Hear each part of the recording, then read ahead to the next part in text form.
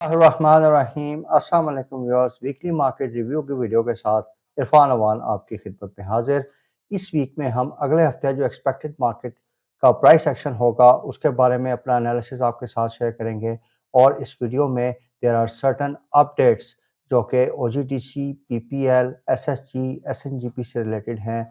और ओवरऑल जो circular debt management plan है उससे रिलेटेड रिसेंटली एक अपडेट आई है, वो बहुत इंपॉर्टेंट है इन शेयर्स के लिए। एक बड़ी अनाउंसमेंट इसमें एक्सपेक्टेड है, तो उसकी भी डिटेल्स आपके साथ इस वीडियो में शेयर की जाएंगी। तमाम व्यूअर्स से गुजारिश है कि आपने इस वीडियो को कंप्लीट देखना है, ताकि जो इस इंफॉर्मेशन आपको प्रोवाइड करने जा रहे हैं वो आपकी ओवरऑल इन्वेस्टमेंट डिसीजन मेकिंग में आपके लिए हेल्पफुल साबित हो। तो व्यूअर्स, अपनी वीडियो को स्टार्ट करते हैं। पिछले हफ्ते मार्केट्स में वॉल्यूम्स बहुत कम रहे और मार्केट ने तकरीबन 20 पॉइंट्स का सिर्फ गेन किया है वीक ऑन वीक बेसिस पे, और 40,471 के लेवल पे क्लोजिंग दी। तो लास्ट वीक जो हमारी असेसमेंट थी व्यूअर्स, उसमें हमारा जो एनालिसिस था हमने आपके साथ शेयर किया, वो ये था कि मार्केट 40,000 के लेवल पे सपोर्ट ले रही है। और IMF की जो ऑन गोइंग नेगोशिएशंस हैं, इनमें जो न्यूज़ फ्लोज आएंगी या न्यूज़ आइटम्स आएंगी, वो मार्केट में थोड़ा सा अप एंड डाउन क्रिएट कर सकती हैं। तो लास्ट वीक हमने देखा कि इन न्यूज़ फ्लोज की वजह से मार्केट में कभी हमने उतार चढ़ाव देखते रहे पूरे वीक में। तो आइंदा हफ्ते भी मोर और लेस यही चीज़ हम एक्सपेक्ट कर रहे हैं। लेकिन इस दफ़ा हम थोड़ी सी स्ट्रैटेजी में अपनी वर्डिंग्स चेंज करेंगे।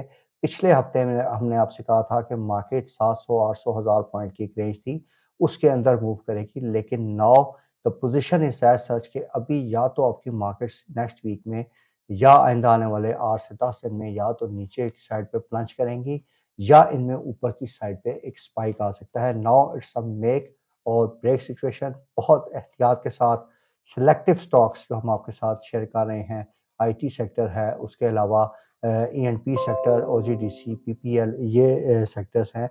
तो इनमें हमने बड़ी लिमिटेड एक्सपोजर के साथ अपनी पोजीशंस को बिल्ड करना है। जो OGDC और PPL से रिलेटेड मैंने आपके साथ स्ट्रैटेजी शेयर की थी, और हमने तकरीबन 56 रुपए के लेवल से इसमें बाइंग स्टार्ट की हुई है। फिर हमने 71 के लेवल पे भी इसमें बाइंग की थी। फिर 75-76 के लेवल पे भी हमने इसमें मजीद बाइंग की है।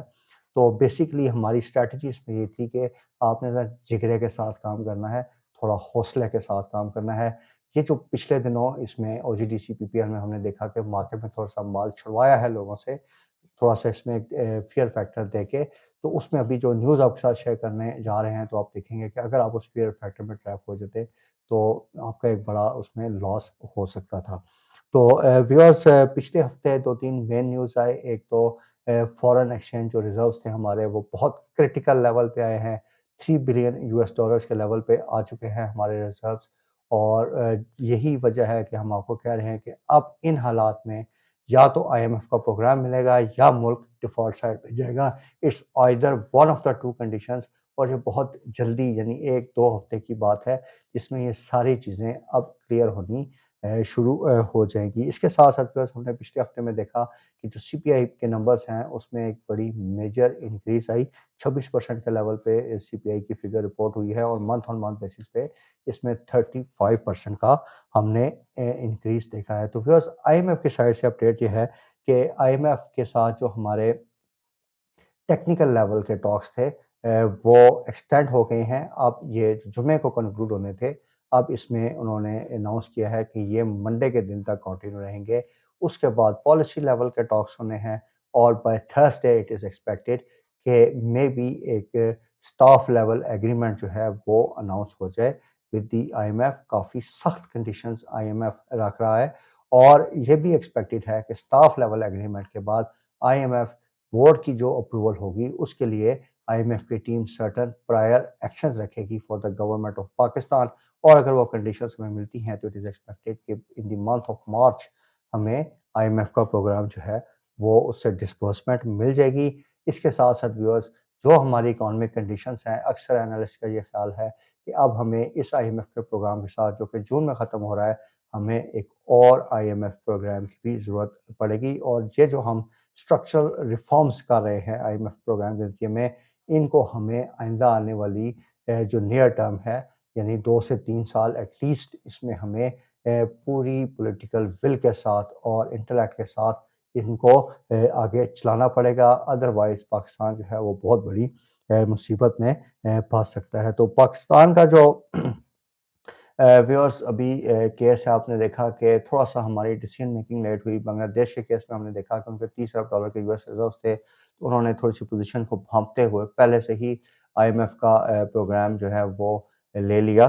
तो इसमें हमें जो आईएमएफ की जो भी जितनी भी कंडीशंस हैं, हमारी हुकूमत को चाहिए कि इसको हमें प्रायोरिटी बेसिस पे मीट करना है। तो व्यूअर्स, अगर हम आईएमएफ की थोड़ी-सी कंडीशंस का थोड़ा-सा एनालिसिस करें, तो एक तो उनकी फिस्कल डेफिसिट साइड पे कंडीशंस हैं, पेट्रोल पे जीएसटी की उनकी डिमांड है और पावर सेक्टर में उनकी पावर जो टैरिफ है उसकी इंक्रीज़ है। गैस के सर्कुलर डेट से रिलेटेड उनकी डिमांड्स हैं। इसके साथ-साथ पिछले हफ्ते हफ्ते मैंने देखा कि उनकी डिमांड आई कि ग्रेड 17 से ऊपर जितने भी गवर्नमेंट ऑफिसर्स हैं उनकी एसेट डिक्लेरेशन होनी चाहिए। इसके साथ-साथ रिसेंटली आईएमएफ ने कहा है कि पाकिस्तान में एंटी करप्शन जो है उसके भी लॉज़ को मज़बूत करना पड़ेगा पाकिस्तान को। और उसके साथ-साथ उनके फर्दर कुछ डिमांड्स आई हैं कि पाकिस्तान के जो एक ऑफ द रिकॉर्ड ही भी एक जस्ट न्यूज़ आइटम कि उन्होंने कहा है कि जी अवाम पे आप एक लिमिट से ज़्यादा टैक्सेशन नहीं कर सकते। तो अब आपने ये जो आपकी स्टैंड ओन एंटरप्राइज़ेज़ हैं या जो आपकी पिल्फरेजेज़ या आप नुकसान कर रहे हैं आगे-पीछे, इन चीज़ों को कंट्रोल करना है, फिस्कल डिसिप्लिन लाना है। आपने इन चीज़ों पे भी फ़ोकस करें। हर चीज़ को अगर हम टैक्स लगा के पूरा करेंगे तो ये भी फिज़िबल नहीं है, क्योंकि वो जो आम लोग हैं, वो एक सर्टेन लेवल से ऊपर टैक्सेशन का बोझ नहीं उठा सकेंगे। तो ये जो मैंने आईएमएफ की साइड से आपको बताया है, ये कोट हुआ है कि आईएमएफ के ऑफिशियल्स ने इनफॉर्मली गवर्नमेंट ऑफिशियल्स को कम्युनिकेट किया है कि ये जो प्रिविलेजेस हैं, इनको भी कंट्रोल करें, हर मेजर पे टैक्सेशन पे मत जाएँ।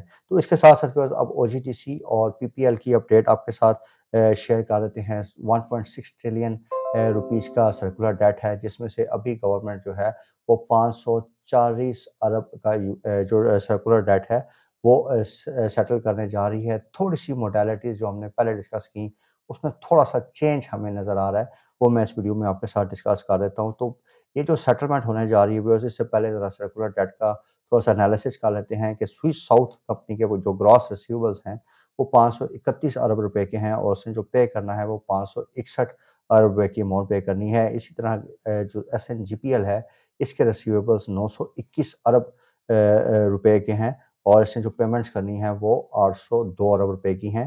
तो एक साइड पे एक कंपनी के रिसीवेबल्स ज़्यादा हैं स्वी नॉर्थ के केस में और उसके पेबल्स कम हैं, लेकिन स्वी साउथ के केस में आपने याद रखना है कि इसके रिसीवेबल्स कम हैं और पेबल्स ज़्यादा हैं। तो व्यूअर्स, जो आईएमएफ के साथ अभी सर्कुलर डेट का रिवाइज्ड मैनेजमेंट प्लान जो है वो शेयर किया गया है।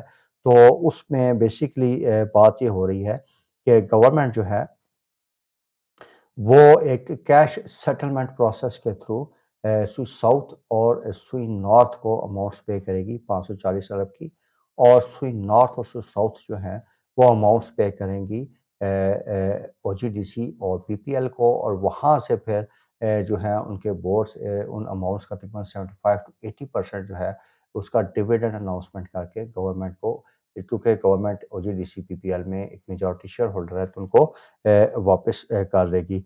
तो इसके साथ-साथ गवर्नमेंट के जो शेयर होल्डिंग है, उसके साथ-साथ जो प्राइवेट शेयर होल्डर्स होंगे फॉर ओजीडीसी पीपीएल, उनको भी एक सब्सटैंशियल जो है वो डिविडेंड मिल जाएगी। तो बेसिकली व्यूअर्स, सुई नॉर्थ जो है वो 90 अरब रुपया पे करेगा पाकिस्तान पेट्रोलियम को, और 172 अरब रुपया इसने पे करना है to oil and gas development company as a result of this circular debt settlement plan. इसके साथ-साथ जो 40 अरब है वो पे करेंगे गवर्नमेंट होल्डिंग प्राइवेट लिमिटेड को। इसके साथ-साथ स्विस साउथ जो पे करने जा रहा है वो 154 अरब रुपया पे करेगा ओजीडीएसएल को, और 87 अरब रुपया पे करेगा to government holding private limited. Swiss south की तरफ से पीपीएल को कोई पेमेंट नहीं होगी। तो इस सारी सेटलमेंट के नतीजे में जो ओजीडीसी के पास कैश आएगा, बस ये बड़ा इंपॉर्टेंट पॉइंट आपके साथ डिस्कस करने जा रहा हूँ कि 81 रुपए पर शेयर का एक्सपेक्टेड है कि उसको कैश मिलेगा ओजीटीसी को, और पीपीएल को एक्सपेक्टेड है कि 33 रुपए से लेके 44 रुपए तक की कैश मिलेगी। इसमें थोड़ी-सी भी मोडालिटीज़ पेंडिंग है, तो वो हमें 33 से 44 रुपए की अभी हमने इसमें एस्टिमेशन हम देख रहे हैं।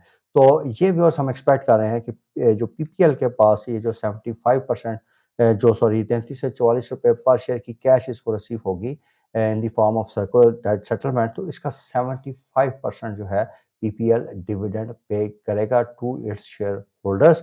और इसमें जो डिविडेंड की अमाउंट बन रही है वो 25 रुपए से 35 रुपए की अमाउंट बन रही है in case of Pakistan petroleum. इसी तरीके से हम एक्सपेक्ट कर रहे हैं कि ओजीडीसी को जो 81 रुपए पर शेयर मिलेंगे, इसमें से ओजीडीसी ने 85% डिविडेंड पे करना है। और अगर ओजीडीसी 85% डिविडेंड पे करता है तो इसमें तकरीबन 68 रुपए पर शेयर का डिविडेंड की टोटल अमाउंट जो है वो बन रही है। तो ये थोड़ा-सा इंडस्ट्री की जो अर्लियर एक्सपेक्टेशंस थी, जो हमने आपके साथ शेयर किया था, उससे थोड़ा-सा इन टर्म्स ऑफ अमाउंट थोड़ा-सा प्लान अभी डिफरेंट नज़र आ रहा है। लेकिन व्यूअर्स, इसमें देयर आर सर्टेन कंसर्न्स, और उसमें ये है कि ओजीडीसी और पीपीएल के जो बोर्ड ऑफ डायरेक्टर्स हैं, उनकी तरफ से थोड़ी-सी रेजिस्टेंस आ सकती है।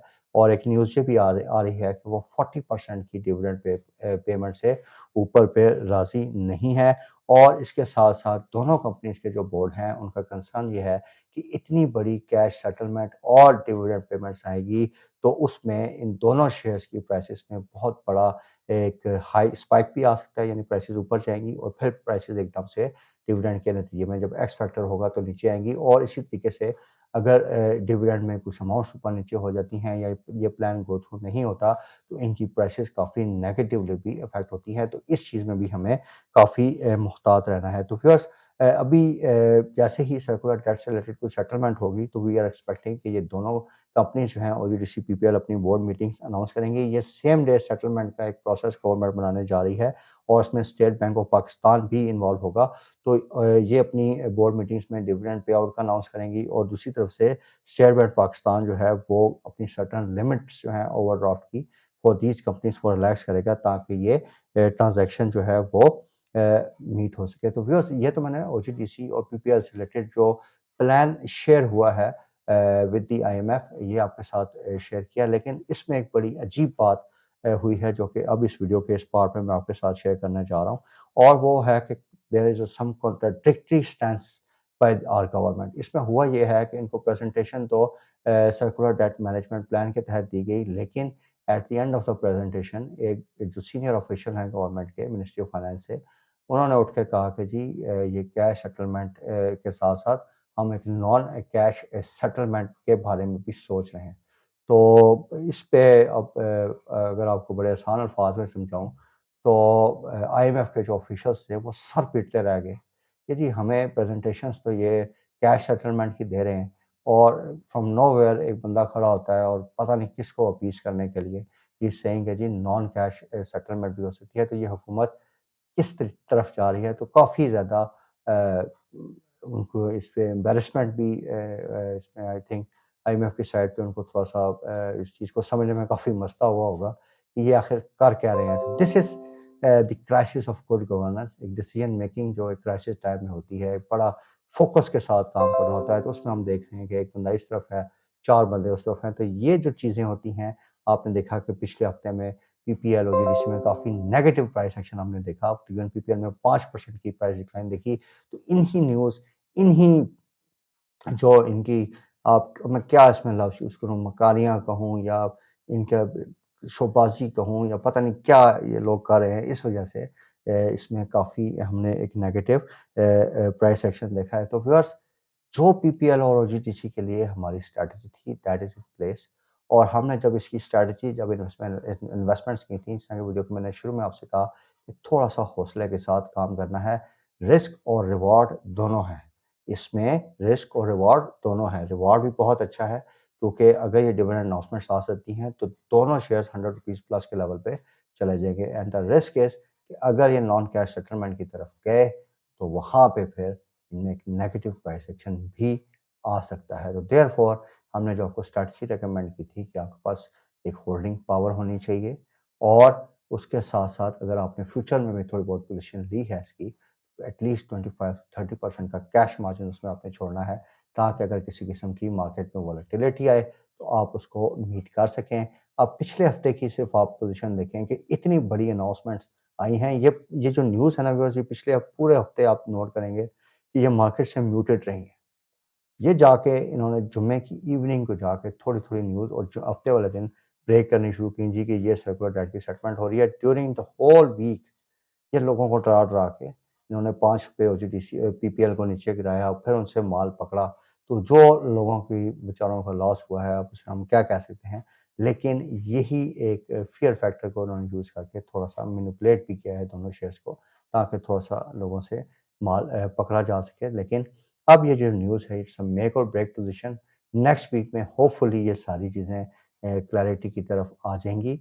अब 2 ऑप्शंस हैं कि ये जो हमने इन्वेस्टमेंट्स की हैं, अगर हमारे एज़ पर प्लान इंशाल्लाह अगर जाती हैं, तो we will get good gains, और देयर इज़ अ रिस्क कि अगर गवर्नमेंट ने फिर से अपने पाँव पे कुल्हाड़ी मारी और साथ हमें भी मरवाया, तो कुछ नहीं कह सकते। अगर इस तरह की वो हरकत हो जाती है, तो उसमें इन शेयर्स में नेगेटिव प्राइस पे एक्शन भी आ सकता है। थोड़ा-सा देख के ट्रेड करेंगे।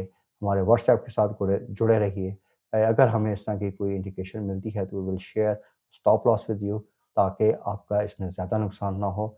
और अगर ये चीज़ गो थ्रू करती है, तो बहुत अच्छा साइन होगा फॉर दोज़ इन्वेस्टर्स जिन्होंने पीपीएल, ओजीडीसी, एसएनजीपी वगैरह में इन्वेस्टमेंट की है। So viewers, thank you very much for your time. Stay tuned to our channel, और आप तमाम लोगों से रिक्वेस्ट है कि आपने हमारी इस वीडियो को लाइक और शेयर करना है, और हमारे चैनल को सब्सक्राइब करना है। और अगर आपको हमारी प एफर्ट पसंद आती है व्यूअर्स, तो आप हम आपसे और तो कोई फ़ेवर नहीं माँगते, लेकिन हमारे इस वीडियोज़ को आपने अपने तमाम हल्का अहबाब में शेयर करना है। ये चीज़ आपने प्लीज़ इंश्योर करनी है। Thank you very much for viewers for the time. Take care. अल्लाह हाफ़िज़।